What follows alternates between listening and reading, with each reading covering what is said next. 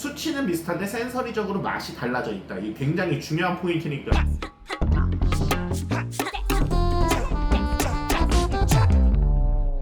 안녕하세요. 찰커피의 최희수입니다. 자, 여러분들 오늘 같은 경우는 이제 지난 시간에 설명드렸던 것처럼 그라인더 날에 대해서 이제 설명을 좀 드릴 건데요. 그라인더 날들에 따라서 커피 맛들에 대한 차이가 굉장히 이제 많이 나고 있거든요. 근데 이제 조금 이제 날에 대한 공부나 그라인더의 공부가 좀 안 되신 바리스타 분들은 그런 것들을 조금 이제 간과시하고 있는데, 일단 그라인더 날이 커피, 에스프레소나 뭐 핸드드립 여러 가지 커피를 내릴 수 있는 그런 추출에서 굉장히 중요한 역할을 또 하고 있고, 그 다음에 날을 또 어떤 것들을 또 선택을 하고 어떤 모델들을 선택을 해야 되는지까지 한번 좀 알아보는 시간을 갖도록 하겠습니다. 커피는 블랙그라운드 커피랩. 자, 일단 날 같은 경우는요, 이렇게 이제 도넛 형태로 되어 있는 뭐 플랫버, 그 다음에 교보제가 이제 핸드밀에서 빼온 날밖에 없는데, 이렇게 원뿔 형태로 되어 있다라고 해서 원추형 그라인더의 날인 이제 코니컬버, 이렇게 이제 두 가지 타입으로 보통 나눠지게 되고요. 그 다음에 이제 뭐 밀링처럼 되어 있는, 그 다음에 밀링버도 있는데, 걔는 좀 업소나 아니면 뭐 공장급에서밖에 거의 안 쓰기 때문에 일단 그거는 좀 제외를 하고 일단 보도록 하겠습니다. 자, 일단 먼저 두 가지 날의 큰 차이점들은 모양의 차이점들도 있지만 일단 입자 분포도라는 것들이 굉장히 달라지는데요. 플랫버 같은 경우는 좀 더 내가 원하는 입자에 집중이 돼서 포커스가 맞춰져 있는 반면에, 코니컬버는 내가 원하는 입자보다는 앞뒤로 이제 굵은 입자, 얇은 입자가 좀 더 많아지면서 다양한 맛들을 표현하는데 좀 더 좋을 수 있다고 보시면 좋습니다. 그런데 코니컬버 같은 경우는 이제 한 가지 이제 좀 중요한 포인트들이 있는데요.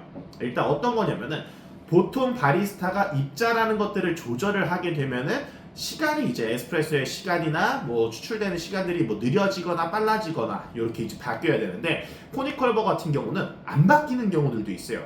그래서 막 이게 그라인더 고장이 났나, 아니면 내가 원두 퍼징을 좀 덜 해서 더 빼내고 다시 써봐야 되나, 이렇게 생각을 하실 수 있는데, 오히려 시간은 비슷한데 약간 입자 분포도만 바뀌어서 맛이 달라져 있는 경우들이 있습니다. 그렇기 때문에 꼭 코니컬버 같은 경우는 내가 에스프레소 세팅을 하다가 원하는 맛이 안 나오거나 세팅 값들이 안 나와서 입자를 조절을 하시게 됐는데, 내가 퍼징도 했고 그 다음에 바로 추출을 했는데 에스프레소 시간이 비슷하다, 또는 뭐 핸드드립 시간이 비슷하다, 그래도 그 전 커피랑 꼭 맛을 비교를 해보세요. 근데 오히려 맛을 비교를 해보면은 맛이 달라져 있었구나, 요런 것들을 좀 캐치를 해보시면 좋을 것 같아요. 한마디로 수치는 비슷한데 센서리적으로 맛이 달라져 있다. 이게 굉장히 중요한 포인트니까 이 영상을 보시는 분들은 꼭 얻어가시면 좋을 것 같고요. 자, 그러면 이제 코니컬버는 조금 넘겨두고 플랫버에 대해서 조금 여러 가지 알아볼 건데, 플랫버를 사실상 매장에서 가장 많이 쓰고 있고, 이 플랫버라고 하는 것 자체는 똑같이 도너츠 형태고 뭐 크기만 커지는 거 아니에요 라고 할 수도 있지만, 이 안에 보이시는 파쇄 면적과 절삭 면적들이 굉장히 이제 틀려지거든요. 안쪽이 먼저 1차적으로 분쇄를 해주는 파쇄 면적이라고 보시면 되고, 바깥쪽이 이제 예리하게, 한마디로 정밀하게 커팅을 해주는 절삭 면적이라고 보시면 되는데, 지금 보이시는 나는 64mm 사이즈의 이제 플랫버 형태고, 그 다음에 요 모델을 보시면 얘는 이제 아까보다 날이 훨씬 더 커져 있죠. 요 모델이 이제 80mm 상업용 모델이라고 보시면 좋을 것 같아요.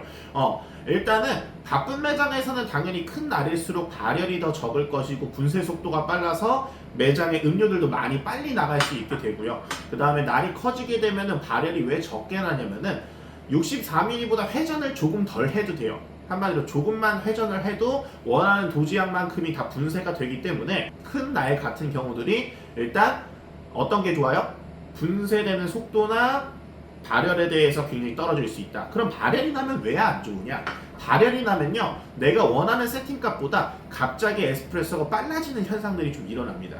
날들이 이제 조금 뜨거워지고, 실제로 원두들도 만져보면 미지근하거나 좀 따뜻한 느낌들, 뜨거운 느낌들이 좀 이제 일어나게 되는데, 그렇게 되면은 실제로 에스프레소가 추출 속도가 빨라진다. 그게 왜 그러냐면은 날의 이제 면적을 좀 다르게 깎아지기 시작한다라고 보시면 좋을 것 같아요. 그래서 일단 바쁜 매장이나 좀 러쉬 타임이 있을 것 같다, 또 오피스 상권이다, 이런 쪽 매장들 같은 경우는 당연히 좀 날 타입이 큰 그라인더를 초기에 구매를 하셨거나 그런 것들을 추천해주는 컨설턴트를 만나셨던 게 굉장히 좀 좋았을 것 같다, 이렇게 보시면 좋을 것 같고요.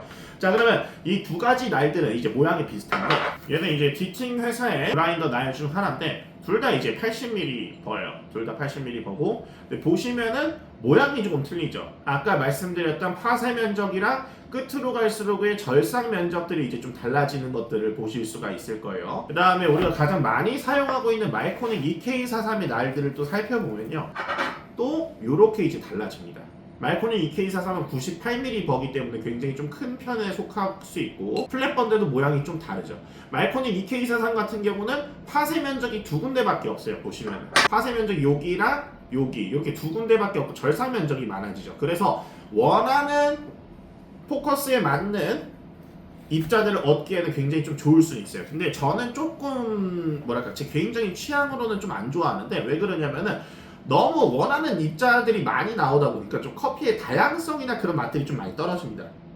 그래서 저 같은 경우는 오히려 EK43 날들이 다 소진됐었을 때는 이제 튜닝된 제품, 요 KR803 모델이랑 좀 비슷한 디팅의 날과 비슷한 모델을 좀 하나 가지고 텅스텐으로 깎아져 있는 그런 튜닝된 날들을 이제 넣어놨고, 그렇게 해서 지금 좀 오래전 동안 잘 사용을 하고 있는데, 훨씬 더 그게 저한테는 맞아요. 일단 저 같은 경우는 커피 맛에서 좀 단조롭고 그런 것보다는 좀 복합성이 뛰어나고 커피가 주는 좀 이제 타격감이라고 해야 되나요? 그런 것들이 좀 풍부하고 좀 딱 와야 되는데, EK43에서 올 수 있는 원래 순정날에서 오는 맛들 같은 경우는 저는 사실상 그렇게 좋아하진 않는다. 그렇게 보시면 좋을 것 같아요. 일단 여기서도 힌트를 얻으시는 분들은 파쇄 면적이 좀 더 많아질수록 입자의 다양성이 좀 더 증가될 수 있겠구나, 이 정도를 좀 생각을 해보시면 좋을 것 같고, 오히려 절삭 면적들이 좀 더 많아지는 쪽들이나 파쇄 면적이 적어지는 날들은 어떻게 될 수 있다? 균일한 맛이나 내가 원하는 맛의 포커스를 잘 잡을 수는 있다, 이렇게 보시면 좋을 것 같습니다. 그렇게 해서 일단 오늘 날에 대해서 약간 조금 뭐 기초 단계보다는 좀 약간 중급 단계 정도를 봤는데, 날의 일단 크기에 따라서 먼저 커피들이 빠르게 신속하게 갈릴 수 있다, 그리고 발열이 적어질 수 있다, 그렇게 보시면 좀 좋을 것 같고, 그 다음에 날의 안에 있는 그런 모양이나 플랫버 기준 속에서도 모양이나 절삭 면적 또는 파쇄 면적의 조건에 따라서도 커피 맛이 충분히 달라질 수 있구나, 요거를 좀 느껴보시면 좋을 것 같고요. 그 다음에 좀 더 하나 설명을 드리면은, 많은 분들이 뭐 날은 얼만큼 사용을 하다가 갈아야 돼요 라고 이제 질문을 많이 주세요. 근데 이제 내가 다크 로스팅을 쓸 수도 있고 반대로 딱딱한 라이트 로스팅을 쓸 수도 있잖아요. 한마디로 요즘 라이트 로스팅의 커피들이 좀 더 많아지는 추세인데, 라이트 로스팅 커피를 많이 사용을 하고 있다라고 하면은 그만큼 날 소모가 좀 빨리 될 수 있어요. 좀 더 딱딱한 아이들이니까. 반대로 다크 로스팅된 커피들은 좀 더 밀도가 약하고 잘 부서지기 때문에 날을 조금은 오래 쓸 수 있다, 그 라이트에 비해서. 이렇게 이제 차이점을 좀 두고 계시면 좋을 것 같고, 그 다음에 교체하는 주기 같은 경우를 판단하시는 거는 거의 주 또는 뭐 한 달 단위로 뭐 매장의 조건에 따라 틀리긴 하겠지만, 청소를 하실 때 날을 거꾸로 한번 만져보시는 게 제일 좋아요. 근데 물론 이제 새 거에 대한 날을 만져본 사람의 그 감각이 필요한데, 날을 만졌었을 때 이게 확실하게 모양은 이렇게 세어있죠.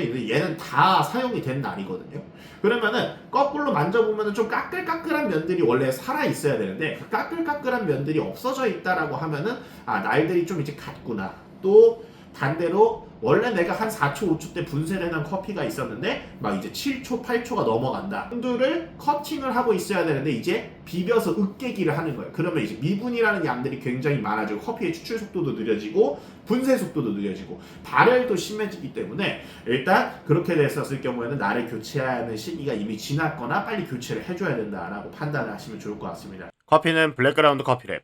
오늘의 좀 포인트는 날을 좀 큰 거를 사라. 그 다음에 뭐 내가 원하는 취향에 따라 들리긴 하지만 뭐 파쇄 면적에 대한 그런 부분들까지도 잘 보시면 좋을 것 같고, 직접 뭐 그라인더 사기 전에 테스팅 해줄 수 있는 그런 에스프레소 머신 또는 그라인더 판매되는 머신 회사들이 있으니까 그런 데서 뭐 테스팅을 해보고 나서 결정을 해보셔도 되는 문제고, 그 다음에 날 교체 같은 경우는 이제 내가 직접 만져보고 판단을 하거나 방금 앞서서 설명드렸던 현상들이 일어났었을 때 해보시면 좋을 것 같다. 요 정도일 것 같습니다. 좋아요. 자, 다음 시간에는 입자에 관련됐으니까 에스프레소의 또 추출 시간을 또 같이 연계를 또 지어서 그렇게 해서 종합적인 에스프레소에 대한 추출 변수들을 또 살펴보는 시간을 갖도록 하겠습니다. 감사합니다.